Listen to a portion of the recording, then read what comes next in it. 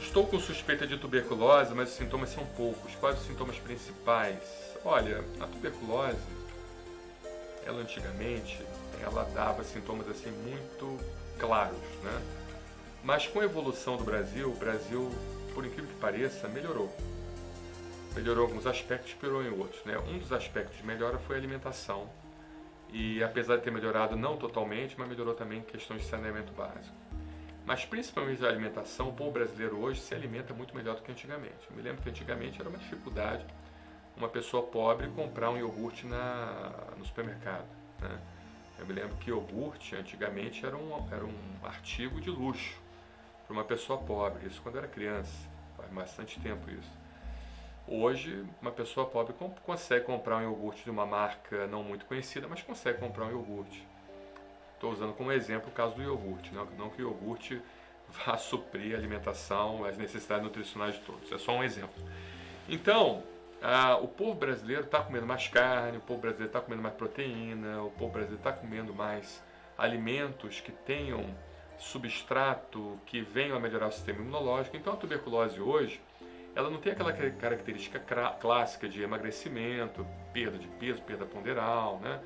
Aquela febre vespertina, aquela tosse, que sai uma tosse com sangue, ou seja, com a formação de cavitação, que a gente chama popularmente conhecido como caverna. A gente coloca a radiografia e vê aquela cavitação, que é popularmente conhecida como caverna. O médico tem uma caverna aqui no seu pulmão.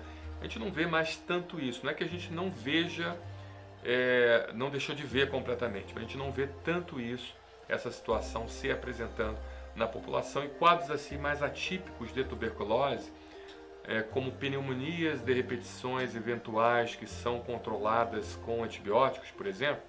Eventualmente você pega um paciente que bate uma radiografia e dá um quadro de pneumonia. Aí você pensa, poxa, pneumonia. Pneumonia por quê, né? A primeira coisa que nos vem à mente é o agente mais comum, que é o pneumococcus.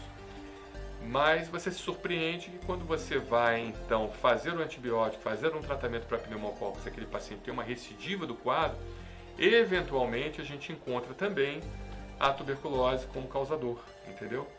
E por isso que o paciente acaba tendo recidivas do quadro. Eu mesmo peguei um paciente recentemente que ele estava há 20 anos com tuberculose, tomando a cada 4 meses antibióticos, ou a cada 5 meses.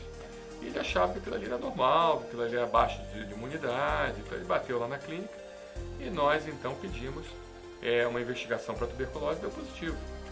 E o pulmão dele, infelizmente, estava sofrido por causa desses 20 anos de aparecimento de quadro de tuberculose de repetição. Era um pulmão já fibrosado, cheio de fibroses, né, com bastante perda do parênquima pulmonar, bastante perda da capacidade de captação de oxigênio, e ele já estava, de certa forma, até evoluindo para um quadro de DPOC mesmo, doença pulmonar obstrutiva crônica, entendeu? Por causa da tuberculose não diagnosticada e com uso constante, frequente, corriqueiro de antibióticos, entendeu?